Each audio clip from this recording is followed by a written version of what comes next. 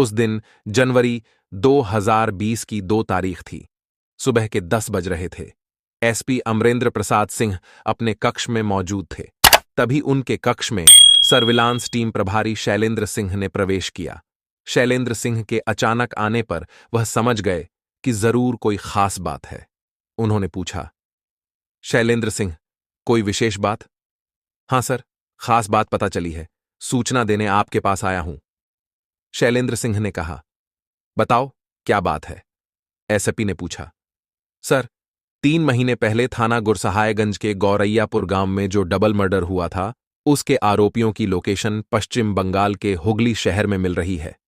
अगर police team वहां भेजी जाए तो उनकी गिरफ्तारी संभव है, शैलेंद्र सिंह ने बताया। शैलेंद्र सिंह की बात सुनकर एएसपी अमरेंद्र प्रसाद सिंह चौंक गए। इसकी वजह यह थी कि इस दोहरे हत्याकांड ने उनकी नींद उड़ा रखी थी। लोग पुलिस की कार्यशैली पर भी सवाल खड़े कर रहे थे।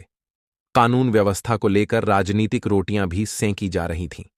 दरअसल गौरैयापुर गांव में रमेश चंद्र दोहरे और उनकी पत्नी उषा की हत्या कर दी गई थी। उनकी युवा बेटी संगीता घर से लापता थी। घर में लूटपाट होने के भी सबूत मिले थे। इसलिए यही आशंका जताई गई थी कि बदमाशों ने लूटपाट के दौरान दंपति की हत्या कर दी और उसकी बेटी संगीता का अपहरण कर लिया। लेकिन बाद में जांच से पता चला कि संगीता के अपने ममेरे भाई प्रवींद्र से नाजायज संबंध थे। इससे यह आशंका हुई कि कहीं इन दोनों ने ही तो इस हत्याकांड को अंजाम नहीं दिया। पुलिस उनकी तलाश में जुटी थी और पुलिस ने उन दोनों की सही जानकारी देने वाले को 25-25 हजार रुपए का इनाम भी घोषित कर दिया था। उनके मोबाइल नंबर सर्विलांस पर लगे थे, जिनकी लोकेशन पश्चिम बंगाल के हुगली शहर की मिल रही थी। सर्विलांस टीम प्रभारी शैलेंद्र सिंह से यह सूचना मिलने के बाद एसपी अमरेंद्र प्रसाद सिंह ने तत्काल ईएसपी के डॉक्टर सी गोस्वामी को कार्यालय बुलवा लिया। उन्होंने उन्हें दोहरे हत्याकांड के आरोपियों के बारे में जानकारी दी। फिर उनके निर्देशन में एसपी ने एक पुलिस टीम गठित कर दी। टीम में गुरसहायगंज के थाना प्रभारी नागेंद्र पाठक, इंस्पेक्टर विजय बहादुर वर्मा, दरोगा मुकेश राणा, सिपाही राम बालक तथा महिला सिपाही कविता को सम्मिलित किया गया। यह टीम संगीता और प्रवींद्र की तलाश में पश्चिम बंगाल के हुगली शहर के लिए रवाना हो गई। 4 जनवरी को पुलिस टीम पश्चिम बंगाल के हुगली शहर पहुंच गई और स्थानीय थाना भद्रेश्वर पुलिस से संपर्क कर अपने आने का मकसद बताया। दरअसल प्रवींद्र के मोबाइल फोन की लोकेशन उस समय भद्रेश्वर थाने के आरबीएस रोड की मिल रही थी, जो झोपड़पट्टी वाला क्षेत्र था। झोपड़पट्टी में ज्यादातर मजदूर लोग रह रहे थे। पुलिस टीम ने थाना भद्रेश्वर पुलिस की मदद से छापा मारा और एक झोपड़ी से संगीता और प्रवींद्र को हिरासत में ले लिया। जिस झोपड़ी से उन दोनों को हिरासत में लिया था, वह झोपड़ी नगमा नाम की महिला की थी। नगमा ने पुलिस को बताया कि करीब 2.5 महीने पहले प्रवींद्र और संगीता ने झोपड़ी किराए पर ली थी। प्रवींद्र ने संगीता को अपनी पत्नी बताया था। दोनों मजदूरी कर अपना भरण पोषण करते थे। नगमा को जब पता चला कि दोनों हत्यारोपी हैं तो वह अवाक रह गई। पुलिस टीम ने संगीता और प्रवींद्र को हुगली की जिला अदालत में पेश किया। अदालत से ट्रांजिट रिमांड पर लेकर पुलिस दोनों को कन्नौज ले आई। ईएसपी गोस्वामी तथा एसपी अमरेंद्र प्रसाद सिंह ने संगीता और प्रवींद्र से 1 घंटे तक पूछताछ की। पूछताछ में दोनों ने सहज ही हत्या का जुर्म कबूल कर लिया। हत्या का जुर्म कबूल करने के बाद एसपी अमरेंद्र प्रसाद ने प्रेस वार्ता कर दोहरे हत्याकांड का खुलासा किया। प्रवींद्र और संगीता से की गई पूछताछ में मामा भांजी के कलंकित रिश्ते की सनसनीखेज कहानी प्रकाश में आई। उत्तर प्रदेश के कन्नौज का बड़ी आबादी वाला एक व्यापारिक कस्बा गुरसहायगंज है। यहां बड़े पैमाने पर आलू तथा तंबाकू का व्यवसाय होता है। बीड़ी के कारखानों में सैकड़ों मजदूर काम करते हैं। गुरसहायगंज कस्बा पहले फर्रुखाबाद जिले के अंतर्गत आता था, लेकिन जब कन्नौज नया जिला बना तो यह कस्बा कन्नौज जिले का हिस्सा बन गया। इसी गुरसहायगंज कस्बे से करीब 5 किलोमीटर दूर सौरिख रोड पर बसा है एक गांव गौरैयापुर। कोतवाली गुरसहायगंज के अंतर्गत आने वाले इसी गांव में रमेश चंद्र दोहरे का परिवार रहता था। उसके परिवार में पत्नी उषा देवी के अलावा एक बेटी संगीता थी। रमेश चंद्र के पास 3 बीघा खेती की जमीन थी। उसी की उपज से वह परिवार का भरण पोषण करता था। संगीता सुंदर थी। जब उसने 17वां बसंत पार किया तो उसकी सुंदरता में गजब का निखार आ गया। बातें भी बड़ी मनभावन करती थीं, लेकिन पढ़ाई लिखाई में उसका मन नहीं लगता था, जिसके चलते वह 8वीं कक्षा से आगे नहीं पढ़ सकी। इसके बाद वह घर के रोजमर्रा के काम में मां का हाथ बंटाने लगी। संगीता जिद्दी स्वभाव की थी। वह जिस चीज की जिद करती उसे हासिल करके ही दम लेती थी। संगीता के घर प्रवींद्र का आना जाना लगा रहता था। वह संगीता की मां उषा देवी का सगा छोटा भाई था, यानी संगीता का सगा मामा। वह हरदोई जिले के कतन्नापुर गांव का रहने वाला था और अक्सर अपनी बहन उषा के ही घर पड़ा रहता था। जब भी आता हफ्ते 10 दिन रुकता था। उषा का पति रमेश चंद्र इसलिए कुछ नहीं बोलता था क्योंकि वह उसका साला था। संगीता और प्रवींद्र हमउम्र थे। प्रवींद्र उससे 2 साल बड़ा था। हमउम्र होने के कारण दोनों में खूब पटती थी। प्रवींद्र बातूनी था, इसीलिए संगीता उसकी बातों में रुचि लेती थी।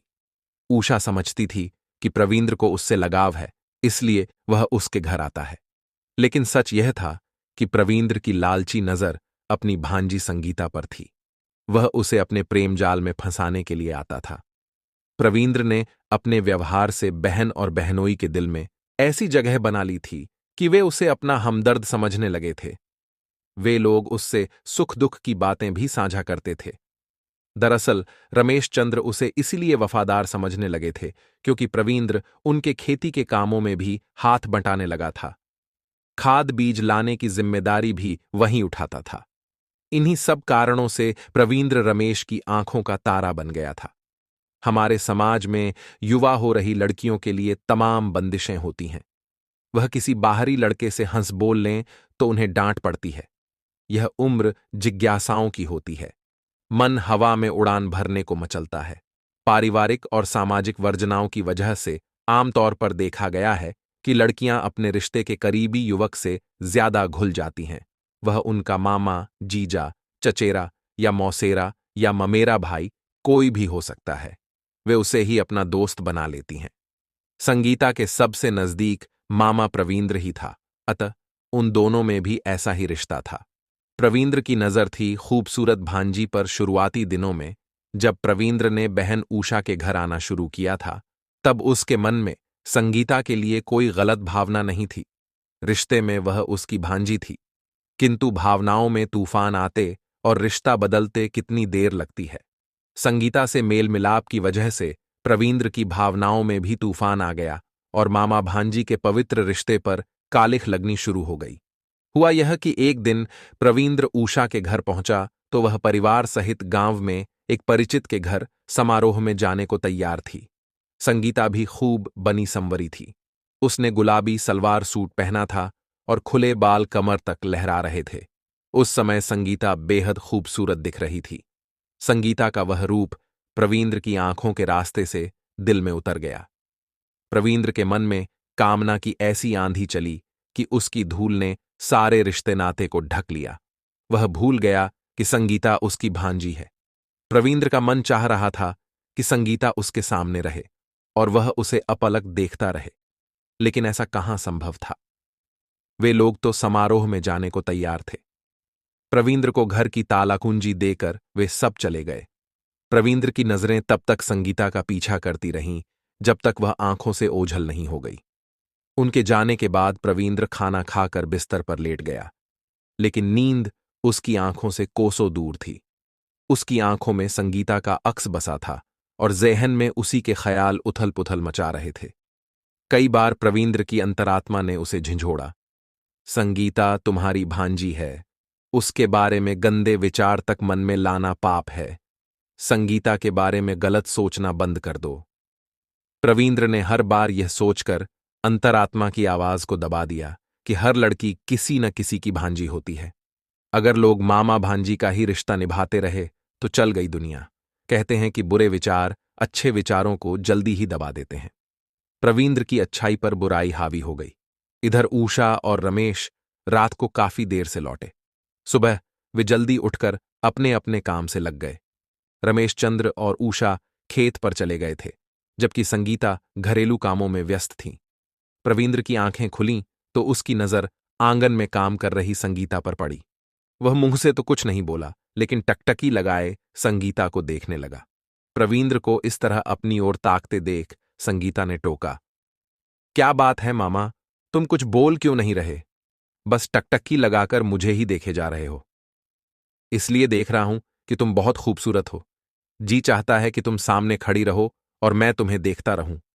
ये कमबख्त नजरें तुम्हारे चेहरे से हटने का नाम ही नहीं ले रही हैं। वह बोला। संगीता मामा के मन का मैल न समझकर उन्मुक्त हंसी हंसने लगी। हंसी पर विराम लगा तो बोली, यह कौन सी नई बात है? गांव में भी सब कहते हैं कि संगीता तुम खूबसूरत हो। फिर वह शरारत से उसकी आंखों में देखने लगी। कैसे मामा हो, जिसे आज पता चला कि मैं खूबसूरत हूं? आज नहीं, मैंने कल जाना कि तुम खूबसूरत हो। प्रवींद्र के मन की बात उसकी जुबान पर आ गई। गुलाबी रंग का सलवार सूट तुम्हारे गोरे बदन पर बेहद फब रहा था। ऊपर से तुम्हारा मेकअप तो मेरे दिल पर बिजली गिरा गया। किसी दुल्हन से कम नहीं लग रही थी तुम। संगीता अपने सौंदर्य की तारीफ सुनकर गदगद हो गई। उसने शर्म से नजरें झुका लीं, साथ ही उसके मन में कांटा सा चुभा। वह सोचने लगी कि क्या मामा के दिल में खोट आ गया है जो ऐसी बातें उससे कर रहे हैं। वह अभी ऐसा सोच ही रही थी कि तभी प्रवींद्र 2 कदम आगे बढ़कर संगीता की कलाई पकड़कर बोला, संगीता, तुम वाकई बहुत खूबसूरत हो। मैं तुमसे प्यार करता हूं। संगीता काफी दिनों से महसूस कर रही थी कि उसके मामा प्रवींद्र के मन में उसके लिए बेपनाह प्यार है। सच तो यह था कि संगीता भी मन ही मन मामा प्रवींद्र को चाहती थी। यही कारण था कि जब प्रवींद्र ने अपनी मोहब्बत का इजहार किया तो संगीता ने फौरन इकरार करते हुए कह दिया, हां, मैं भी तुम्हें दिल की गहराइयों से चाहती हूं। मोहब्बत को मिली जुबान खामोश। मोहब्बत को जुबान मिली तो संगीता और प्रवींद्र की आशिकी के रंग निखरने लगे। प्रवींद्र का पहले से ही घर में आना जाना था। रमेश चंद्र दोहरे भी उसे बेटे की तरह मानते थे, इसलिए संगीता से उसके मिलने जुलने या एकांत में बातचीत करने में किसी प्रकार की बाधा नहीं थी। प्रवींद्र जब अपने गांव कतरतन्ना में होता, तब वे दोनों मोबाइल फोन पर देर तक बातें करते थे। संगीता उसे अपना हाले दिल सुनाया करती। बहन के घर जाने में भाई को बहाने की जरूरत नहीं होती। संगीता के बुलाने पर वह उसके यहां आ जाता। सब उसे देखकर खुश होते कि देखो भाई बहन में कितना प्यार है, लेकिन यह तो केवल संगीता जानती थी कि प्रवींद्र किस लिए आता है। ज्यों-ज्यों दिन गुजरते गए, संगीता और प्रवींद्र की मोहब्बत के तकाजे भी बढ़ते गए। उनकी चाहत तन्हाई और खुफिया मुलाकात की मांग करने लगी। यह तकाजा पूरा करने के लिए उन दोनों ने किसी तरह की कोताही नहीं की। रात को जब सब लोग सो जाते, तब संगीता और प्रवींद्र चुपके से उठकर छत पर चले जाते और वहां एक दूजे की बाहों में खो जाते। तन्हाई और रात के सन्नाटे में 2 जिस्म मिले तो जज्बात भड़कते ही हैं। संगीता और प्रवींद्र भी अपनी भावनाओं पर काबू नहीं पा सके। प्रेमोन्माद में वे एक दूसरे को समर्पित हो गए। समय बीतता रहा। किसी को अब तक नहीं खबर नहीं थी कि संगीता और प्रवींद्र एक दूसरे से प्यार करते हैं। मन से ही नहीं, दोनों तन से भी एक हो चुके हैं। प्रवींद्र और संगीता के इश्क का खेल 2 सालों तक निर्बाध रूप से चलता रहा, लेकिन एक रोज उनका भांडा फूट ही गया। उस दिन शाम को प्रवींद्र आया तो पता चला रमेश जीजा रिश्तेदारी में उन्नाव गए हैं। वह 3 दिन बाद घर लौटेंगे। उषा आंगन में अकेली बैठी थी और संगीता रसोई में खाना बना रही थी। ज्यों ही प्रवींद्र उषा के पास आकर बैठा, उसने वहीं से रसोई की ओर मुंह कर आवाज दी, बेटी संगीता, मामा आए हैं, इनके लिए भी खाना बना लेना। प्रवींद्र चारपाई पर पसर गया और हंसकर बोला, हां दीदी, मैं खाना भी खाऊंगा और रुकूंगा भी। जीजा बाहर गए हैं ना, इसलिए घर और तुम दोनों की देखभाल करना मेरा फर्ज है। वैसे भी दीदी, तुम मुझे फोन पर बता देती तो मैं दौड़ा चला आता। यह भी कोई कहने की बात है। उषा भी हंसने लगी। मैं खुद तुझसे यहीं रुकने को कहने वाली थी, लेकिन तूने मेरे मुंह की बात छीन ली। संगीता को पता चला कि मामा आए हैं तो उसका शरीर रोमांच से भर गया। वह जान गई कि आज की रात रंगीन होने वाली है। उसने खाना बनाकर तैयार किया, फिर मां और मामा को खिलाया। उसके बाद खुद खाना खाकर घर की साफ सफाई की। प्रवींद्र छत पर सोने चला गया और संगीता मां के साथ नीचे कमरे में पड़ी चारपाई पर लेट गई। कुछ देर बाद ऊषा तो सो गई, लेकिन संगीता की आंखों में नींद नहीं थी। ऊषा जब गहरी नींद सो गई तो संगीता दबे पांव उठी और प्रवींद्र के पास छत पर जा पहुंची। प्रवींद्र भी उसके आने का ही इंतजार कर रहा था। संगीता के पहुंचते ही उसने उसे बाहों में भर लिया।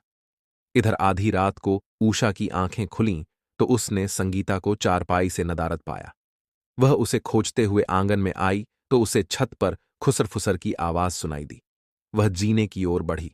तभी संगीता जीने से नीचे उतरी।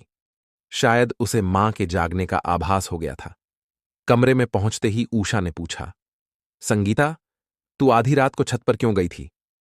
मामा उल्टियां कर रहे थे, उन्हें पानी देने गई थी। संगीता ने बहाना बना दिया। ऊषा ने संगीता की बात पर विश्वास तो कर लिया, किंतु उसके मन में शक का बीज अंकुरित होने लगा। अब वह दोनों पर कड़ी नजर रखने लगी। संगीता और प्रवींद्र कड़ी निगरानी के कारण सतर्कता बरतने लगे थे, लेकिन सतर्कता के बावजूद एक रात ऊषा ने संगीता और प्रवींद्र को रंगे हाथ पकड़ लिया। उस रात ऊषा ने संगीता की जमकर फटकार लगाई और उसकी पिटाई भी कर दी। उसने छोटे भाई प्रवींद्र को भी भला बुरा कहा और रिश्ते को कलंकित करने का दोषी ठहराया। अपराध बोध के कारण प्रवींद्र ने सिर झुका लिया। फिर जब ऊषा का गुस्सा ठंडा पड़ गया तो प्रवींद्र ने बहन के पैर पकड़ लिए। दीदी, जवानी के जोश में हम और संगीता बहक गए थे। इस बार माफ कर दो, आइंदा ऐसी गलती नहीं होगी। चूंकि बेटी का मामला था, ज्यादा शोर मचाने से उसी की बदनामी होती, इसलिए ऊषा ने हिदायत देकर प्रवींद्र को माफ कर दिया। प्रवींद्र अपने घर चला गया। इसके बाद करीब 3 महीने तक प्रवींद्र बहन के घर नहीं आया। हां, इतना जरूर था कि संगीता और प्रवींद्र जब तब मोबाइल फोन पर बात कर लेते थे और अपने दिल की लगी बुझा लेते थे। 3 माह बाद जब प्रवींद्र को संगीता की ज्यादा याद सताने लगी तो वह एक रोज बहन के घर आ पहुंचा। ऊषा ने प्रवींद्र के आने पर ऐतराज तो नहीं जताया, लेकिन संगीता से दूर रहने की हिदायत दी। प्रवींद्र अब ऊषा के सामने ही संगीता से बात करता तथा रात को घर के अंदर के बजाय घर के बाहर सोता। इस तरह प्रवींद्र का आना जाना फिर से शुरू हो गया। कहावत है कि आग और फूस एक साथ होंगे तो धुआं तो उठेगा ही और जलेंगे भी। संगीता और प्रवींद्र भी आग फूस की तरह थे। कुछ दिनों तक तो वे दोनों सुलगते रहे। आखिर में जब नहीं रहा गया तो वे पुनः सतर्कता के साथ मिलने लगे। ऊषा और रमेश दोनों ही संगीता व प्रवींद्र पर नजर रखते थे, परंतु वे उनकी पकड़ में नहीं आए। संगीता अब तक 20 साल की उम्र पार कर चुकी थी और उसके कदम भी बहक गए थे। इसलिए ऊषा और रमेश चाहते थे कि जितना जल्दी हो उसके हाथ पीले कर दिए जाएं। संगीता का विवाह करने के लिए दोनों ने उपयुक्त घर वर की तलाश भी शुरू कर दी। संगीता को शादी वाली बात पता चली तो वह प्रवींद्र की छाती से मुंह छिपाकर बिलख पड़ी। कुछ करो मामा, किसी दूसरे से मेरी शादी हो गई तो मैं जहर खाकर मर जाऊंगी। प्रवींद्र की आंखें भी बरसने लगीं। तुम्हारे बगैर मैं भी कहां जिंदा रह सकता हूं। तुमने जहर खाया तो मैं भी जहर खाकर अपनी जीवन लीला समाप्त कर लूंगा। हमारी आशिकी का जनाजा निकलने में देर नहीं है, इसलिए कह रही हूं कि जल्दी ही कुछ करो। करना तो चाहता हूं, पर समझ में नहीं आ रहा है कि क्या करूं। प्रवींद्र उलझन में पड़ा हुआ था। हम दोनों की शादी हो नहीं सकती और हमेशा के लिए तुम्हें अपना बनाने का रास्ता सूझ नहीं रहा है। प्रवींद्र, मुझे एक तरकीब सूझी है। संगीता अचानक उल्लास से भर गई। अगर तुम उस पर अमल करने को राजी हो जाओ तो हम हमेशा के लिए एक हो सकते हैं। कैसी तरकीब? प्रवींद्र ने पूछा। चलो हम भाग चलें। संगीता ने राह सुझाई। दिल्ली, मुंबई जैसे शहर में हम अपने प्यार की अलग दुनिया बसाएंगे। वहां इतनी भीड़ रहती है कि कोई भी हमें ढूंढ नहीं सकेगा। प्रवींद्र कुछ देर सोचता रहा, फिर बोला, संगीता, तुम्हारी तरकीब तो सही है, लेकिन मुझे डर सता रहा है। कैसा डर? संगीता ने अचकचाकर पूछा। यही कि मैं तुम्हें लेकर भागा तो तुम्हारे घर वाले मेरे खिलाफ रिपोर्ट दर्ज करा देंगे। फिर पुलिस हमें पकड़ेगी। उसके बाद तुम अपने माता पिता के सुपुर्द कर दी जाओगी और मैं जेल जाऊंगा। जब तक मैं जेल से बाहर आऊंगा तब तक पता चलेगा कि घर वालों ने तुम्हें समझा बुझाकर किसी दूसरे से तुम्हारी शादी कर दी है। ऐसे मामलों में अक्सर यही होता है। प्रवींद्र बोला। प्रवींद्र की बात सुनकर संगीता के माथे पर चिंता की लकीरें खींच गईं। अपनी बात का असर पड़ता देख प्रवींद्र आगे बोला, दूसरी बात यह है कि घर से भागकर दूसरे शहर में बसना आसान नहीं। उसके लिए पैसे चाहिए, और पैसे हमारे पास हैं नहीं। संगीता कुछ देर सोच में डूबी रही। उसके बाद बोली, प्रवींद्र, मुझे माता पिता का विरोध और तुम्हारी जुदाई बर्दाश्त नहीं होती। हम हर हाल में अपना घर बसाना चाहते हैं। इसके लिए तुम कुछ भी करो, मैं तुम्हारा साथ दूंगी। तो सुनो, एक तरकीब है मेरे पास, लेकिन उसके लिए तुम्हें अपना कलेजा मजबूत करना होगा। उस तरकीब से हमारी सारी समस्या हल हो जाएगी और धन भी मिल जाएगा। प्रवींद्र ने कहा, ऐसी कौन सी तरकीब है? संगीता ने विस्मय से पूछा। मुझे अपने बहन बहनोई और तुम्हें अपने माता पिता को मौत की नींद सुलाना होगा। फिर घर से नकदी और गहने लेकर फरार हो जाएंगे। इस तरकीब से किसी को हम पर शक भी नहीं होगा। लोग समझेंगे कि बदमाशों ने घर में लूट की और विरोध पर दोनों की हत्या कर दी और लड़की का अपहरण कर लिया। बन गई खून बहाने की योजना। संगीता प्रवींद्र के प्यार में अंधी हो चुकी थी, इसलिए वह खूनी मांग सजाने को तैयार हो गई। उसने प्रेमी मामा प्रवींद्र की तरकीब को मान लिया और अपनों का खून बहाने को राजी हो गई। इसके बाद प्रवींद्र और संगीता ने रमेश चंद्र और ऊषा के कत्ल की योजना बनाई। योजना के तहत प्रवींद्र अपने गांव चला गया ताकि बहन के पड़ोसियों को उस पर शक न हो। गांव में रहने के दौरान वह संगीता के संपर्क में बना रहा। 8 अक्टूबर 2019 की सुबह प्रवींद्र ने संगीता से मोबाइल पर बात की और रात में घटना को अंजाम देकर फरार होने की बात बताई। उसने यह भी कहा कि वह रात 10 बजे उसके घर पहुंचेगा, दरवाजा खुला रखे। प्रेमी मामा से बात होने के बाद संगीता घर से भागने की तैयारी में जुट गई। उसने मां से चोरी छिपे बैग में अपने कपड़े तथा जरूरी सामान रख लिया। बैग को उसने कमरे में रखे बड़े संदूक में छिपा दिया। अन्य दिनों के अपेक्षा उस शाम संगीता ने कुछ जल्दी खाना बनाकर मां बाप को खिला दिया। खाना खाकर ऊषा और रमेश कमरे में पड़े तख्त पर जाकर लेट गए। कुछ देर बाद दोनों गहरी नींद सो गए। इधर रात 10 बजे प्रवींद्र संगीता के दरवाजे पर पहुंचा। उसने दरवाजे पर दस्तक दी तो संगीता ने दरवाजा खोलकर उसे घर के अंदर कर लिया। वह बेसब्री से उसी का इंतजार कर रही थी। संगीता प्रवींद्र को कमरे में ले गई। एकांत पाकर प्रवींद्र का मन मचल उठा और वह संगीता से शारीरिक छेड़छाड़ करने लगा। प्रवींद्र की छेड़छाड़ से संगीता भी रोमांचित हो उठी। उसने भी अपनी बाहें फैला दीं। इसके बाद कमरे में सीतकार की आवाजें गूंजने लगीं। उसी समय ऊषा की आंखें खुल गईं। वह बाथरूम जाने को आंगन में आई तो उसे संगीता के कमरे से अजीब सी आवाजें सुनाई दीं। वह जान गई कि कमरे में बेटी के साथ कोई और भी है। वह दबे पांव कमरे में पहुंची और दोनों को रंगरलियां मनाते रंगे हाथ पकड़ लिया। ऊषा ने संगीता की छोटी पकड़कर खींची और गाल पर तड़ातड़ तमाचे जड़ दिए। उसी समय प्रवींद्र ने बहन ऊषा का हाथ पकड़ लिया और बोला, आज तुझे विरोध बहुत महंगा पड़ेगा। इसके बाद प्रवींद्र और संगीता ने ऊषा को दबोच लिया और कमरे में पड़ी चारपाई पर गिराकर उसके हाथ पैर रस्सी से बांध दिए। फिर वे दोनों उस कमरे में पहुंचे जहां रमेश चंद्र तख्त पर सो रहे थे। उन दोनों ने मिलकर रमेश के भी हाथ पांव रस्सी से बांध दी। इसके बाद संगीता फावड़ा ले आई। उसने मां की गर्दन पर फावड़े से कई वार किए, जिससे उसकी गर्दन कट गई और बिस्तर खून से तरबतर हो गया। ऊषा की हत्या करने के बाद दोनों रमेश के पास पहुंचे। वहां प्रवींद्र ने फावड़े से गर्दन पर वार कर उसे भी मौत की नींद सुला दिया। दो हत्याओं को अंजाम देने के बाद प्रवींद्र और संगीता ने मिलकर पूरे घर को खंगाला। कमरे में रखे बक्सों में लगे तालों की चाबी से खोला, फिर उसमें रखी नकदी व जेवर को अपने कब्जे में कर लिए। इसके बाद दोनों इत्मीनान से घर से फरार हो गए। दूसरे दिन सुबह 10 बजे तक जब रमेश चंद्र के घर में कोई हलचल नहीं हुई तो पड़ोसियों में चर्चा शुरू हुई। इसी बीच पड़ोसी राजू गौतम ने थाना गुरसहायगंज पुलिस को मोबाइल द्वारा सूचना दे दी।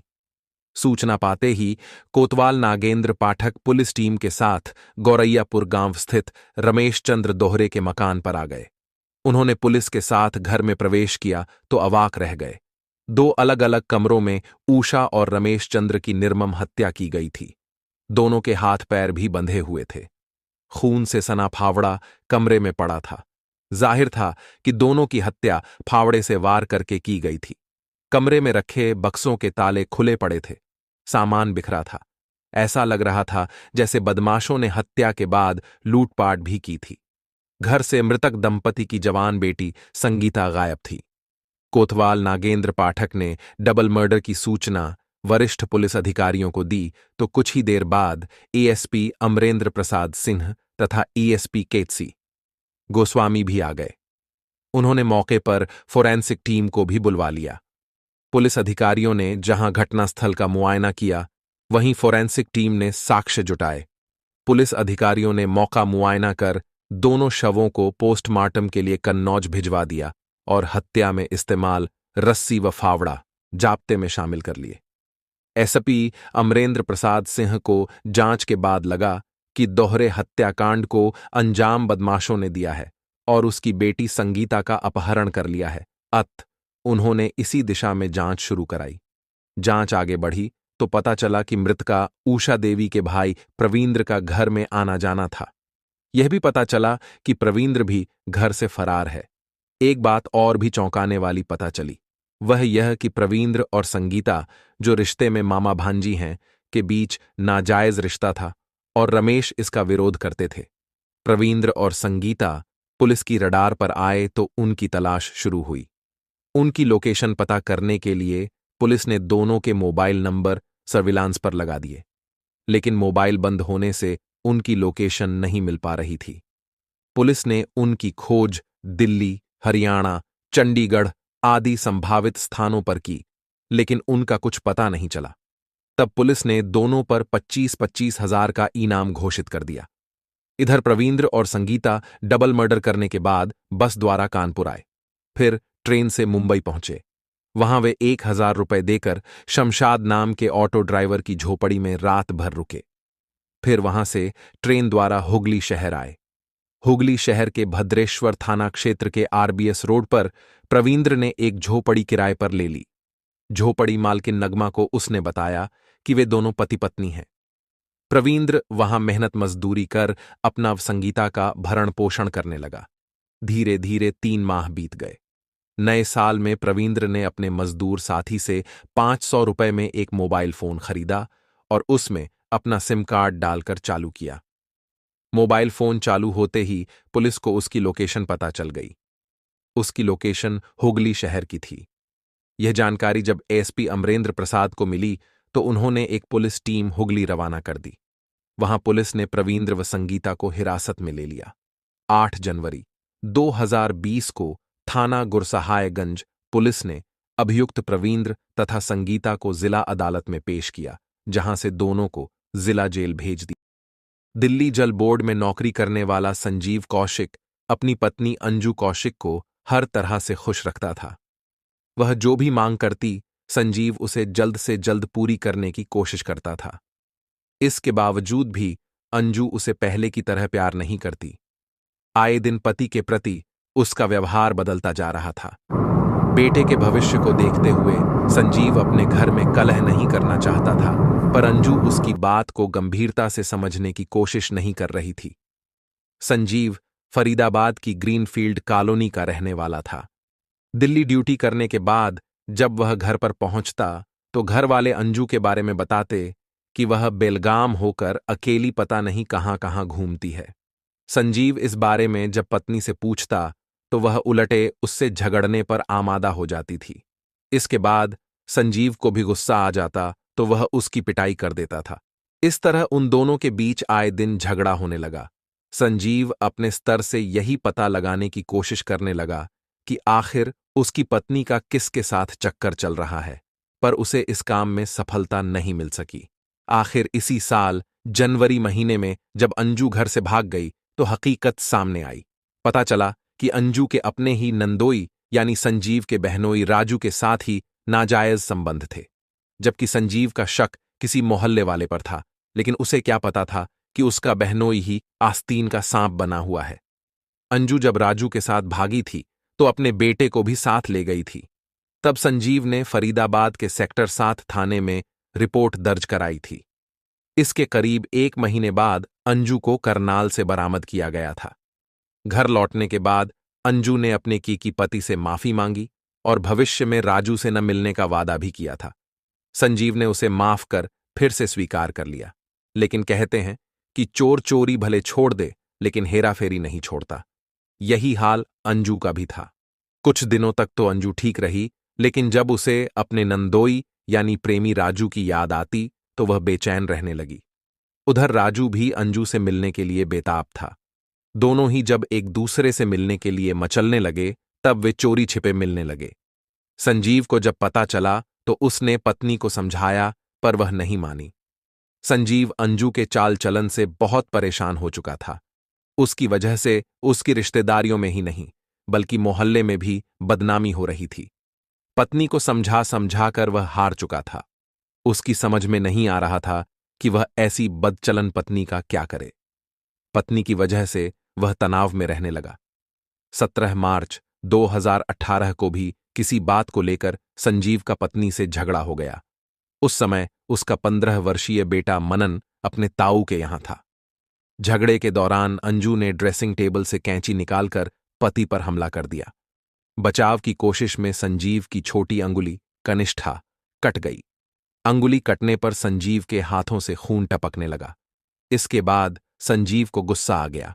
उसने पत्नी से कैंची छीनकर उसी कैंची से उसकी गर्दन पर ताबड़तोड़ वार करने शुरू कर दिए। उसने उसकी गर्दन पर तब तक वार किए जब तक उसकी मौत नहीं हो गई। इसके बाद उसने उसकी गर्दन काटकर अलग कर दी। पत्नी की हत्या करने के बाद संजीव ने खून से सने अपने हाथ पैर साफ किए और कपड़े बदलकर उसने कहीं भाग जाने के मकसद से एक बैग में अपने कुछ कपड़े भर लिए। फिर वह अपने बड़े भाई के पास गया। वहां मौजूद बेटे ने बैग के बारे में पूछा तो उसने बता दिया कि इसमें कपड़े हैं जो धोबी को देने हैं। फिर वह वहां से चला गया। दोपहर करीब 1 बजे मनन जब घर पहुंचा तो दरवाजे पर ताला लगा हुआ था। उसने पड़ोसियों से अपनी मां के बारे में पूछा तो कुछ पता नहीं चला। पिता को फोन मिलाया तो वह भी बंद मिला। तब उसने फोन करके अपने ताऊ को वहां बुला लिया। ताऊ ने शक होने के बाद पुलिस को सूचना दी। पुलिस जब वहां पहुंची तो आसपास के लोग जमा थे। कमरे का ताला तोड़कर पुलिस जब कमरे में गई तो बेडरूम में अंजू की लाश पड़ी थी, जिसका सिर धड़ से अलग था। फिर पुलिस ने जरूरी कार्रवाई कर लाश पोस्टमार्टम के लिए भेज दी। पत्नी की हत्या करने के बाद संजीव 3 दिनों तक इधर उधर घूमता रहा। बाद में उसे लगा कि चाहे वह कितना भी छिपा रहे, पुलिस एक न एक दिन उसे गिरफ्तार कर ही लेगी। यही सोचकर उसने खुद ही न्यायालय में आत्मसमर्पण करने का फैसला ले लिया और 21 मार्च 2018 को फरीदाबाद न्यायालय में पहुंचकर आत्मसमर्पण कर दिया। कोर्ट ने इसकी सूचना डीएलएफ क्राइम ब्रांच को दे दी। तब क्राइम ब्रांच के इंचार्ज अशोक कुमार कोर्ट पहुंच गए। उन्होंने संजीव कौशिक को गिरफ्तार कर पूछताछ की, जिसमें संजीव ने अपना अपराध स्वीकार कर पत्नी की हत्या में प्रयुक्त कैंची आदि पुलिस को बरामद करा दी। पुलिस ने संजीव कौशिक से पूछताछ के बाद उसे कोर्ट में पेश कर जेल भेज दिया। पूरी वीडियो देखने के लिए धन्यवाद। इस वीडियो का उद्देश्य किसी का दिल दुखाना नहीं है। अगर आपको हमारी मेहनत पसंद आ रही हो तो वीडियो को लाइक करके चैनल को सब्सक्राइब करें। इस वीडियो से आपकी क्या राय है, कमेंट बॉक्स में जरूर बताएं। क्राइम से बचे अपना और अपने परिवार वालों का ख्याल रखें। मिलते हैं अगले वीडियो में। धन्यवाद।